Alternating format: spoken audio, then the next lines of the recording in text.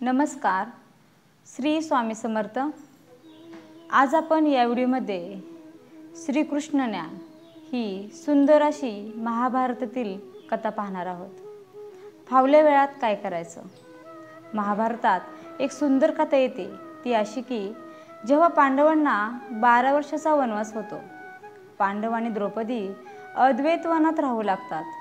त्यांची विचारपूस करायला भगवान श्रीकृष्ण वनात जातात.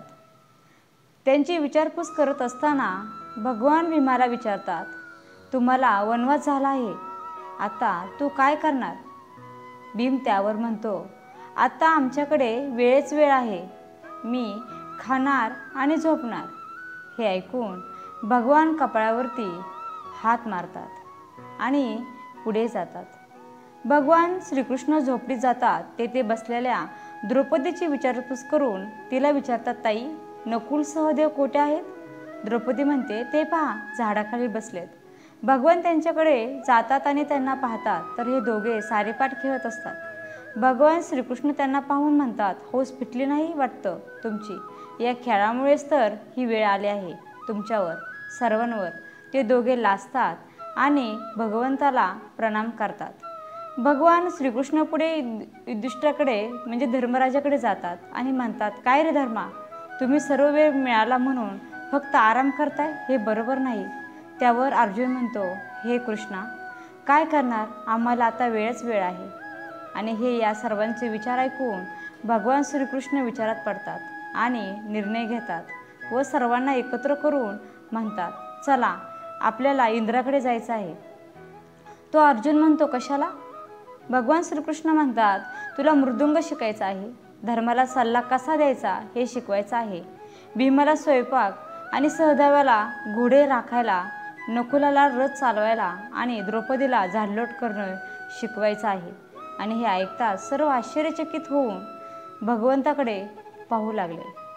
धर्मराजा म्हणाला, भगवान आम्ही राजा आहोत आणि हे शिकून काय फायदा. तुम्ही द्रौपदीचा तरी विचार करा की ती भारतवर्षाची स्मरादिनी आहे. भगवान म्हणतात, जास्त विचार करू नको, वेळ आल्यावर कळेल सर्व. आणि हे सर्व इंद्रमहालात जाऊन विविध कामे शिकतात. पुढे 12 वर्षाचा वनवास संपतो, पण 1 वर्षाचा अज्ञातवास राहिला होता. कौरवांनी 12 वर्षाचा वनवास पांडवांना दिला होताच, पण त्याबरोबर असा डाव पण केला होता की जर वनवासानंतर 1 वर्षात जर तुम्ही आम्हाला दिसला तर परत तुम्हाला वनवास आणि अज्ञातवास होईल. आता सर्वांना कळेना की आपण 1 वर्ष लपवायचं कुठे. आणि त्यांनी भगवंताला विचारलं. भगवंत म्हणतात, हीच तर वेळ आहे. तुम्ही रिकाम्या वेळात जी इंद्राकडे जाऊन कामं शिकलात ना, आता तुम्हाला त्याचा फायदा होईल. आणि भगवंताने त्यांना विराट राजाचा पत्ता दिला. ते सर्वजण स्वतःची ओळख लपवून विराट राजाकडे सेवकाचे काम करतात. आणि यात धर्मराजा कंक नावाचा ब्राह्मण होतो आणि तो राजाला सल्ला देतो. भीम बल्लव नावाचा आचारी होतो. अर्जुन बृहनंदा नावाचा मृदुंग वादक होतो. सहदेव घोडे राखणारा, नकुल रथ सारथी, तर द्रौपदी विराट राजाच्या राणीची दासी होते.